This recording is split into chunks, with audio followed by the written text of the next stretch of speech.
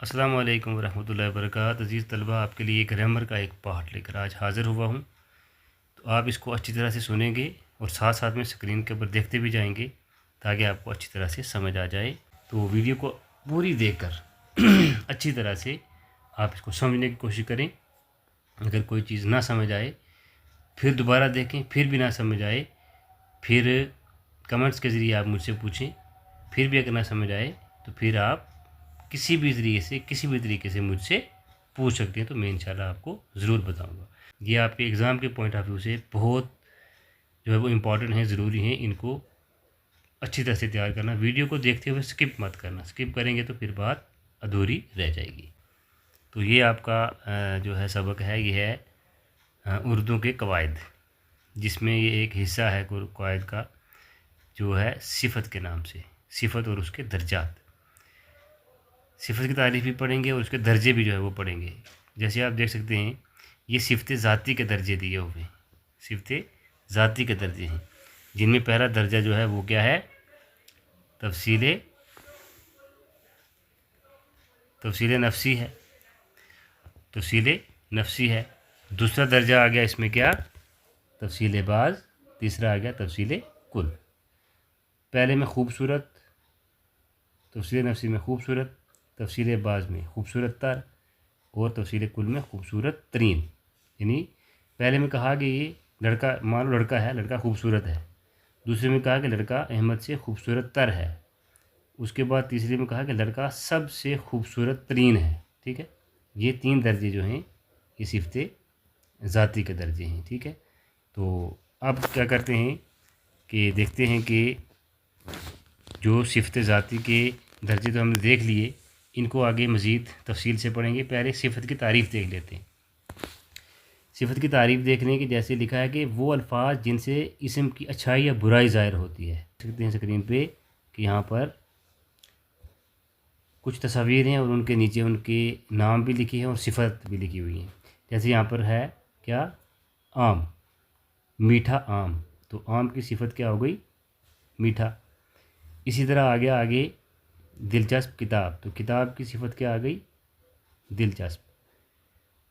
कमीज़ गंदी या गंदी कमीज़, तो कमीज़ की सिफत क्या आ गई, गंदी। चाय है गर्म है, तो गर्म की सिफत क्या आ गई, तो सॉरी चाय की सिफत क्या आ गई, गर्म। तो ये सारे इसम आ गए। आम इसम है, किताब इसम है, कमीज़ इसम है और चाय इसम है। बाकी ये दूसरे पहले जो अल्फाज आए हैं ये क्या हैं, इनकी सिफ़ात हैं। ठीक है ना। तो उसके बाद आप देख सकते हैं कि जैसे सिफत हमने पढ़ ली कि सिफत किसी भी इसम की अच्छाई या बुराई को ज़ाहिर करती है। अब जो है आगे चलते हैं, सिफत ज़ाती के दर्जे देख लेते हैं। सिफत ज़ाती के जो है तीन दर्जे हैं यहाँ पर। जो पहला दर्जा है वो है सिफत नफसी, इसको तफसील नफसी भी कहा जाता है। दूसरा दर्जा आ जाता है सिफत बाज़, इसको तफसील बाज़ भी कहा जाता है। तीसरा दर्जा आ गया तफसील कुल या सिफत कुल, और इसको तफसील कुल भी कहा जाता है। ये तीन दर्जे हैं, इनके ऊपर हम क्या करेंगे, बहस करेंगे। तो आप देखें आगे, सबसे पहला दर्जा रहता है सिफत नफसी यानी तफसील नफसी। इसमें क्या कहा कि वो दर्जा है सिफत जिसमें किसी इसम की ज़ाती खूबी का किसी और से मुकाबला या मुवाजना ना किया जाए। यानी इसमें किसी भी इसम का दूसरी इसम के साथ मुकाबला नहीं किया जाता, इसमें उसकी ज़ाती सिफत को जो है वो बयान किया जाता है।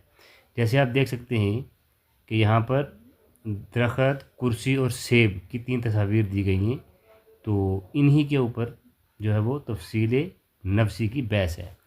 देखें, जैसे आप देख सकते हैं कि दरख्त ऊंचा है, तो ऊंचा जो है ये क्या है, इसकी सिफत है, किसी के साथ इसका मुकाबला नहीं है। फिर कुर्सी मज़बूत है, कुर्सी जो है वो मज़बूत है, ये इसकी सिफत है, किसी के साथ इसका मुकाबला नहीं है। सेब मीठा है, तो सेब की सिफत है मीठा, तो किसी के साथ इसका मुकाबला नहीं है। यानी ये इनकी ज़ाती सिफ़ात हैं, ऊंचा, मज़बूत और मीठा। तो इसी ज़ाती सिफ़ात को क्या कहा जाता है, सिफत नफसी या तफसील नफसी।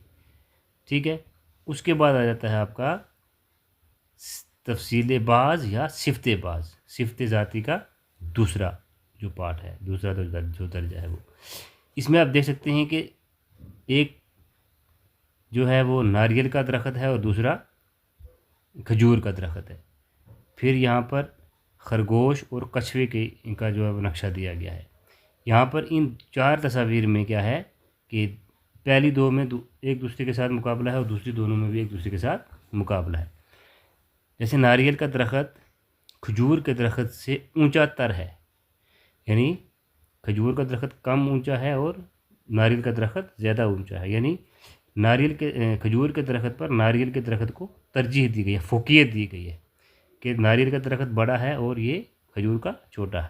ٹھیک ہے.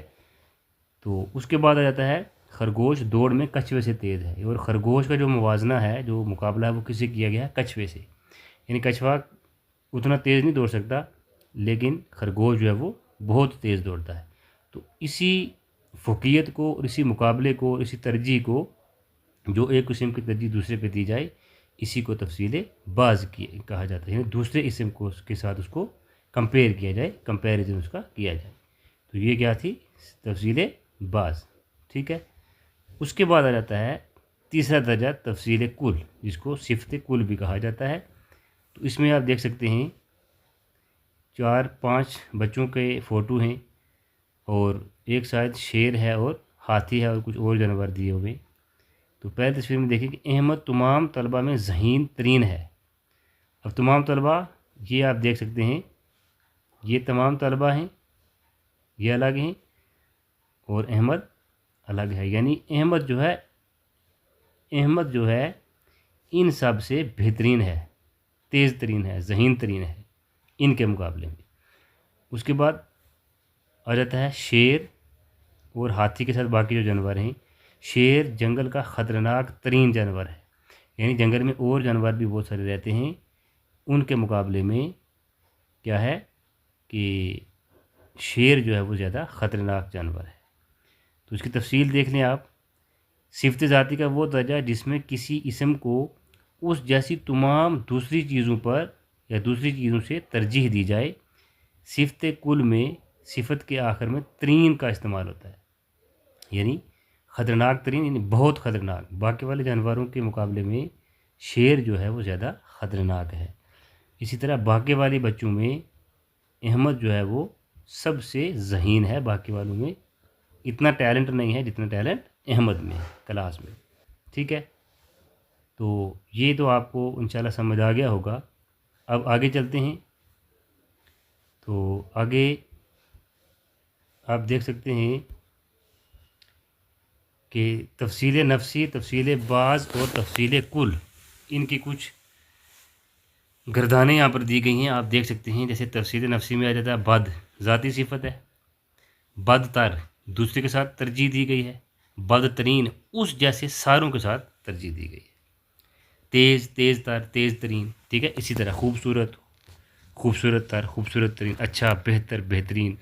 کم، کم تر، کم ترین. مہنگا، مہنگا تر، مہنگا ترین. مشکل، مشکل تر، مشکل ترین، ہے نا. قریب، قریب تر اور قریب ترین. تو یہ سارے کیا ہیں؟ صفت ذاتی کے درجے ہیں، اور ان میں الگ الگ آپ کو بتا دیا کہ یہ سارے کے سارے ان میں کتنا فرق ہے. دیکھیں آپ، یہ سارے کے سارے ذاتی صفتیں ہیں.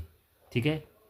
ان میں کسی کو کوئی کمپیریزن نہیں ہے، دوسرے کے ساتھ کوئی ترجیح یا کوئی فوقیت نہیں دی گئی. تفصیل بعض میں ایک اسم کو دوسرے کے ساتھ کیا کی گئی ہے؟ فوقیت دی گئی ہے، ترجیح دی گئی ہے. اور تفصیل کل میں ایک اسم کو اس جیسے سارے اسما پر کیا کی گئی ہے؟ ترجیح دی گئی ہے. ٹھیک ہے. تو یہاں سے آپ ان کو سمجھ سکتے ہیں اچھی طرح سے دیکھ کر. اس کے بعد آگے چلتے ہیں. اب آ جاتا ہے جی ہمارے پاس فعل. فعل کی کچھ قسمیں ہیں. فعل ماضی، فعل حال، فعل مستقبل، فعل مضارع، فعل امر اور فعل نہیں. یہ 6 قسمیں یہاں پر فعل کی دی گئی ہیں.